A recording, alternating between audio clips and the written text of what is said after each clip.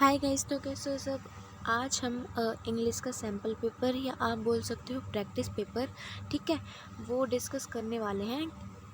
उसका मेनली हम फॉर्मेट देखेंगे कि किस टाइप से पेपर आने वाला है, ठीक है।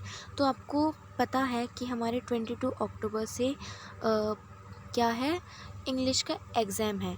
क्या है? इंग्लिश का एग्ज़ाम है, मिड टर्म है इंग्लिश का, ठीक है। तो उसी के बेस पर मैं आपको थोड़ा सा इसका फॉर्मेट बता दूंगी और थोड़ी बहुत हम ग्रामर भी डिस्कस कर लेंगे, ठीक है। तो आपको ये तो पता ही है टाइम लिमिट कितना है, मैक्सिमम मार्क्स कितना है, तो इसमें हम ज़्यादा टाइम वेस्ट नहीं करेंगे। सेक्शन ए जो हमारा रहेगा, जो हमारा सेक्शन ए रहेगा ये रीडिंग सेक्शन रहेगा, जिसमें आपको 2 क्वेश्चन दे रखे होंगे और दोनों ही हमारे 10-10 नंबर के होंगे, ठीक है। दोनों ही हमारे क्या होंगे, 10-10 नंबर के होंगे, जिसको टोटली करके हमारे 20 मार्क्स आ जाएंगे। इसमें आपको पैसेज दे रखा होगा, दोनों क्वेश्चन में आपको पैसेज दे रखा होगा, इसको आपको पहले पढ़ना है और फिर इसमें से आपको क्वेश्चंस के आंसर फाइंड करने हैं। और एक बात याद रखना, जितना आसान क्लास 9th में था उतना आसान मतलब है नहीं पैसेज में से, मतलब आंसर को खोज कर निकालना। लेकिन फिर भी अच्छे से पहले उसको अच्छे से पढ़ना, वर्ड टू वर्ड पहले पूरा पढ़ना, उसके बाद आप अपने क्वेश्चंस के आंसर फाइंड करना, ठीक है।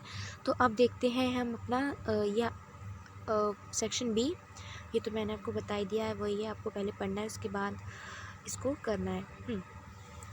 तो सेक्शन बी जो है हमारा, इसमें आपको राइटिंग एंड ग्रामर मिलेगी, ठीक है। राइटिंग एंड ग्रामर मिलेगी, जो कि हमारा 20 मार्क्स का रहेगा। तो इसका क्वेश्चन नंबर 3 है हमारे पास। क्वेश्चन नंबर 3 है, इसमें आपको दो पैराग्राफ दे रखे होंगे, दो में से आपको कोई सा एक करना होगा, ठीक है। ये दोनों ही फॉर्मल लेटर होंगे, ठीक है, दोनों ही फॉर्मल लेटर होंगे। हो सकता है आपके कंप्लेंट लेटर हो या इंक्वायरी लेटर हो या लेटर टू एडिटर हो, तो आप इन तीनों चारों लेटर की अच्छे से तैयारी कर लेना, ठीक है। तो यहाँ पे आपको 2 लेटर दे रखे हैं, दोनों में से आपको एक पर करना है। क्वेश्चन 4 है हमारे पास, analysing the data, analytic paragraph. तो आपके टीचर ने आपको अच्छे से करा दिया होगा, और अगर नहीं कराया है और आपको समझ नहीं आया है तो आप मेरे को कमेंट बॉक्स में बता देना, तो मैं आपको उसके लिए अलग से वीडियो बना दूँगी, ठीक है। ये हमारा आएगा 5 मार्क्स का, और जो हमारा लेटर है वो भी हमारा 5 मार्क्स का आएगा, मतलब कि ये अभी तक के हमारे 10 मार्क्स के हो गए हैं। ये क्या है, हमारा राइटिंग है, ठीक है। अब आती है हमारी ग्रामर। तो 10 मार्क्स की हमारी राइटिंग हो गई, तो ग्रामर हमारी कितने मार्क्स की बचेगी, 10 मार्क्स की बचेगी। तो इसमें से 3 नंबर के हमारे पास आएंगे, चूज़ द करेक्ट ऑप्शंस, ठीक है। तो इसको हम समझ लेते हैं कि कैसे क्या करना है। तो क्वेश्चन ए है हमारे पास, मंजू सैड। अब इसमें मैं आपको एक ट्रिक से लेकर चलती हूँ, मतलब स्टेप टू स्टेप समझाने की कोशिश करती हूँ, तो आप इसको अच्छे से समझ लेना, ठीक है। तो इसमें आपको दे रखा है मंजू सैड, आप अच्छे से देखो, चारों में यही दे रखा है, मंजू सैड मंजू सैड, और उसके बाद दैट। तो यहाँ पे दे रखा है, थर्ड में नहीं दे रखा, तो इसको तो पहले ही आप हटा दो, डिलीट कर दो, ठीक है। इन तीनों में आपको दैट दे रखा है। आई कौन है, मंजू है। मंजू कौन है, शी दे रखा है, ठीक है। जब भी एम, इज़ और आर दिखे, जब भी आपको ये 3 वर्ड दिखे, तो आप उसकी जगह पर आप क्या लगाओगे, वॉज। क्या लगाओगे आप, वॉज लगाओगे। तो यहाँ पर वॉज लगा हुआ है, तो इसका मतलब है कि ये हमारा हट जाएगा, इधर क्या था, विल था। तो अभी आपको किन में से आंसर फाइंड करना है, ए और बी में से आपको अपना आंसर फाइंड करना है, ठीक है। I am going out tonight, तो आउट रहेगा, ठीक है। टू नाइट का आपका क्या हो जाएगा, दैट नाइट। तो इसका मतलब है कि हमारा आंसर क्या हो जाएगा, सेकंड वाला। तो फर्स्ट का हमारा आंसर क्या हो गया, सेकंड, ठीक है। आई होप आप लोगों को समझ आया होगा। अभी हम आगे और करते हैं, जिससे और अच्छे से समझ आ जाए। अब इसका बी पार्ट है हमारे पास, रजत सैड। तो यहाँ पे रजत सैड लिखा हुआ है, दैट भी है, ठीक है। आई कौन है, ही। आई कौन है, रजत क्या है, लड़का मतलब ही, तो यहाँ पे भी ही आ गया। और यहाँ पे विल है, तो विल का क्या हो जाता है, वुड हो जाता है, तो यहाँ पे वुड है और यहाँ पे वुड है, और सेकंड और फोर्थ में हमारे पास वुड नहीं है, तो इसको हम क्या कर देंगे, डिलीट कर देंगे, मतलब है कि उसको हम बिल्कुल ही हटा देंगे। ठीक है, अब देखते हैं, हम इसको थोड़ा और ऊपर कर लेते हैं। हमने फोर्थ वाले को तो हटा दिया है, और किसको हटाया हमने, सेकंड वाले को। अब हमें किस में से देखना है, फर्स्ट और सेकंड में से अपना आंसर देखना है। ठीक है, तो यहाँ पे क्या है, I will manage hereafter, तो यहाँ पे मैनेज है, यहाँ पर भी मैनेज है, और यहाँ पर भी मैनेज है। ठीक है, हेयर आफ्टर, हेयर आफ्टर, जब भी हेयर आफ्टर हो, हेयर का क्या हो जाता है, देयर हो जाता है, तो मतलब क्या हो जाएगा ये, हेयर का आफ्टर, हेयर आफ्टर क्या क्या हो जाएगा, देयर आफ्टर। तो इसका मतलब है कि हमारा आंसर क्या हो जाएगा, रजत सेड दैट ही वुड, इसका मतलब है कि हमारा आंसर हो जाएगा थर्ड वाला। ठीक है, क्योंकि रजत सैड है, रजत, एक बार फिर से इसको देख लेते हैं। रजत सैड है, रजत सैड है, दैट है, दैट है, आई कौन है हमारा, ही है। ठीक है, विल हमारा किस में चेंज हो जाता है, वुड में, तो वुड है, विल को हम, इस विल को बिल्कुल हटा ही देते हैं। अब हम इन दोनों में से अपना आंसर फाइंड करेंगे। ठीक है, मैनेज है, मैनेज है। ठीक है, हियर आफ्टर के क्या हो जाएगा, देयर आफ्टर, तो इसका मतलब है कि हमारा आंसर क्या हो गया, थर्ड। ओके, अब इसका देखते हैं हम अपना C part.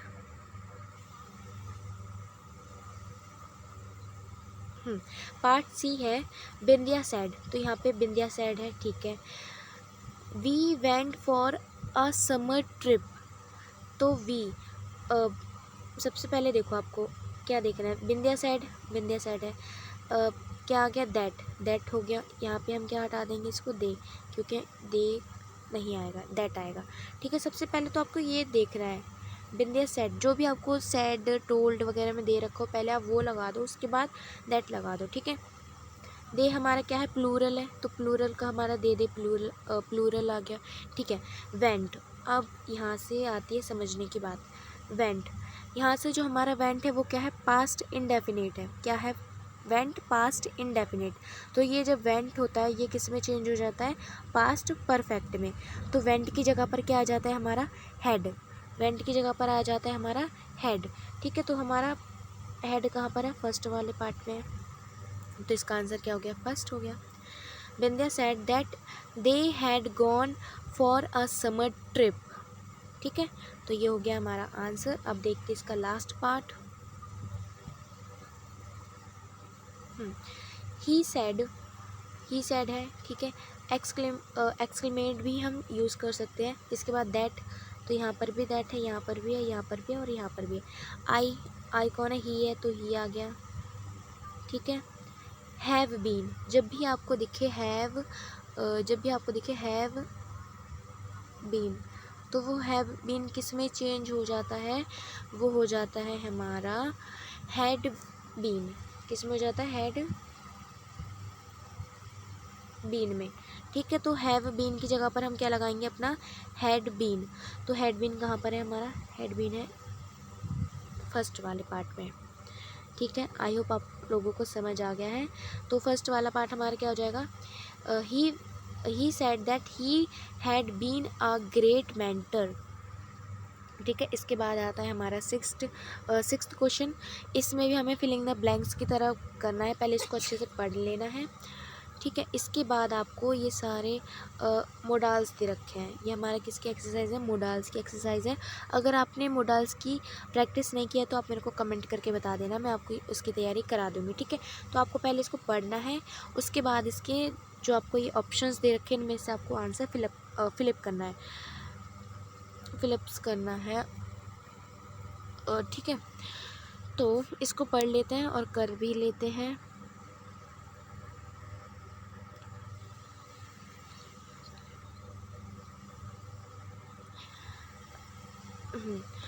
On the annual day celebration, the principal delivered a lecture. Good evening. Good evening, children. You all dash be the future policy maker. You all, you all, तो इसमें हम क्या लगाएंगे, बी, फ्यूचर की बात हो रही है तो यहाँ पे हम क्या लगाएंगे, विल। तो ये आ गया हमारा ए का। ठीक है, you all will be the future policy maker, hence you ought to obey your teachers. You dash always try to win over the confidence of your superiors. तो you, इसमें हमारे पास जब भी you आए और यहाँ पे हम बोल सकते हैं कि ये यू आ रहा है, तो यहाँ पे हमारे पास कितने ऑप्शन रहते हैं, 2 ऑप्शन रहते हैं, या तो हम मस्ट लगा दें या तो हम शुड लगा दें। बट यहाँ पे यू आ रहा है तो हम इनमें से सबसे ज़्यादा जो चांस बढ़ जाते हैं वो हो जाता है हमारा मस्ट का। तो यहाँ पे हम सेकंड वाले में लगाएंगे मस्ट। ठीक है, you must not leave any stone unturned and you dash not worry about the result. मतलब आपको इसमें एक ऐसा बोला जा रहा है कि आप अपने फ्यूचर में कुछ भी करो तो मतलब फुल कॉन्फिडेंस से करो। आपको ये सोच कर नहीं करना कि हमारा उससे रिज़ल्ट क्या मिलेगा, या अगर आपका रिज़ल्ट बुरा भी आया है लेकिन फिर भी आप मतलब मेहनत करते रहो। ठीक है, अपने फुल कॉन्फिडेंस में मेहनत करो। तो यहाँ पे हम क्या लगाएंगे, हमने यहाँ तक यहाँ से पढ़ते हैं, you must not leave any stone unturned and you dash not worry about the result. यहाँ पे क्या आ रहा है, नॉट वरी, तो यहाँ पे भी हम क्या लगाएंगे, विल लगाएंगे। तो फर्स्ट में और थर्ड में हमारे क्या आ गया, विल आ गया। इसके बाद टेक अ प्लेस, मतलब आप एक उसको क्या बोल सकते हैं हम, हिंदी में क्या बोलते हैं, प्रार्थना, शपथ, हाँ मैं बता दूंगी बाद में क्या बोलते हैं। ठीक है, हाँ, take a place that you dash obey and respect your elders, मतलब आप अपने बड़ों का सम्मान करोगे। मतलब एक शपथ, हटाओ, ठीक है, वो लो कि आप अपने बड़ों का सम्मान करोगे। तो यहाँ पे हम लगाएंगे विल, अपने बड़ों का सम्मान करोगे। तो यहाँ पे भी हम क्या लगाएंगे, विल। मतलब है कि फर्स्ट, थर्ड और फोर्थ में हम क्या यूज़ करेंगे, विल का यूज़ करेंगे। ओके, आई होप आपको ये समझ आ गया होगा। क्वेश्चन 7 है, इसमें आपको एरर करेक्शन बताना है। आई होप आपके टीचर ने इसको बहुत अच्छे से कराया होगा, तो आप ये अच्छे से कर लोगे। ठीक है, अब क्वेश्चन 8 जो है हमारा वो है सेक्शन सी, जिसमें आपको मिलता है लिटरेचर, जो कि आपका 40 मार्क्स का रहने वाला है, जो कि आपका 40 मार्क्स का रहने वाला है। ठीक है, तो इसमें आपको ये पैसेज, एक सेकंड, इसका क्वेश्चन पढ़ते, रीड द एक्सट्रैक्ट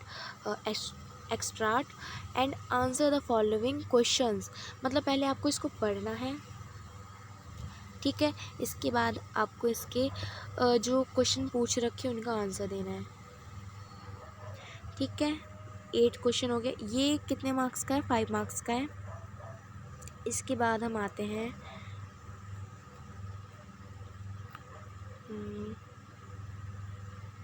हाँ, क्वेश्चन 9 पे। यहाँ पे आपकी बुक में से आपको एक पोयम दे रखी है। ठीक है, डस्ट ऑफ स्नो। ठीक है, ये पोयम दे रखी है, इसको पढ़ना है। उसके बाद नीचे आपसे क्वेश्चन पूछ रखे हैं, तो उन क्वेश्चंस के आंसर लिखने हैं। तो मतलब आप अच्छे से घर से पोयम की तैयारी करके जाना, हर पोयम को अच्छे से पढ़ लेना, ताकि आपको उसका कोई सा भी स्टैंजा दे रखा हो तो आप उसका आंसर फिलअप कर सको। ठीक है, तो इसके बाद क्वेश्चन 10 जो है हमारे पास, ये है हमारे क्वेश्चन आंसर का पार्ट। तो यहाँ से होता है हमारे क्वेश्चन आंसर स्टार्ट। तो यहाँ पे आपको 5 क्वेश्चन दे रखे हैं, जिनमें से आपको यानी 4 क्वेश्चन करने हैं, जो कि आपको 40 to 50 वर्ड्स में लिखने हैं। ठीक है, एक है हमारा नेल्सन मंडेला, फिर इसके बाद है फिर देयर इज ये सीगल्स, हाँ, एक सीगल्स वर्ड था, सीगल्स फैमिली का हमने सुना था, जिसमें हमारी तीन स्टोरी थी, वो उस वाले चैप्टर में से ये क्वेश्चन है। ठीक है, फिर है हमारा द बॉल पोयम में से क्वेश्चन, एंड फिर हमारा लेंचो, और उसके बाद है हमारे पास द वाइल्ड एनिमल्स में से। ठीक है, और क्वेश्चन 11वां है हमारे पास। ये आपको 3 क्वेश्चन दे रखे हैं, इसमें आपको 3 क्वेश्चन दे रखा है, जिनमें से आपको कोई से भी 2 क्वेश्चन करने हैं, जो कि आपके 6 मार्क्स के रहेंगे। और जो आपके ऊपर वाले क्वेश्चन थे, हाँ, ये भी आपके 3-3 मार्क्स के रहेंगे। ठीक है, तो इसमें से ये वाला क्वेश्चन कौन सा है? किचन, ये हमारा चोर वाला क्वेश्चन है। अ, ठीक है, आप समझ जाना कौन सा। वैसे हमारी 10th क्लास की बुक में काफ़ी ज़्यादा चोर वाली स्टोरियाँ हैं, ठीक है। शायद ये ट्रस्ट क्वेश्चन है, देख लेना। फिर इसके बाद हमारा है अ ट्रम्प ऑफ सर्जरी, ठीक है। तो इसमें से आपको क्वेश्चंस के आंसर देने हैं, ठीक है। और फिर ये लास्ट हमारा ऑसिवल वाला चैप्टर में से है, और 12वां और 13वां क्वेश्चन है। इसमें आपको लॉन्ग आंसर करना है। आपके टीचर ने आपको लॉन्ग आंसर कराया होगा, तो आपको बिल्कुल मतलब पूरा लॉन्ग आंसर कर देना, जो कि आपका 6 मार्क्स का है, ठीक है। मतलब है कि 12वां क्वेश्चन और 13वां क्वेश्चन आपका 6 नंबर का आने वाला है, और इसमें से, और ये दोनों बुकों में से आने वाला है, ठीक है। 12वां और 13वां क्वेश्चन आपका 6 मार्क्स का आने वाला है, जो कि दोनों बुकों में से आएगा। और ये आपके 2 क्वेश्चन हैं। कितने क्वेश्चन है? 2 क्वेश्चन है, जिनमें से आपको सिर्फ एक क्वेश्चन करना है, सिर्फ एक क्वेश्चन करना है, जो कि 6 मार्क्स का हो गया। इसी तरीके से क्वेश्चन नंबर 13 में भी आपके पास 2 क्वेश्चन है, जिनमें से एक क्वेश्चन ही करना है, जो कि आपका 6 मार्क्स का होगा, ठीक है। तो ये था हमारा इंग्लिश के बोल सकते हैं हम कि इंग्लिश के प्रैक्टिस पेपर का पूरा फॉर्मेट, कि किस टाइप से क्वेश्चन आने वाले हैं, कितनी ग्रामर का पोर्शन रहेगा, कैसे क्या रहेगा, ठीक है। आई होप आप लोगों को समझ आया होगा। तो thanks for watching my video. Okay, bye.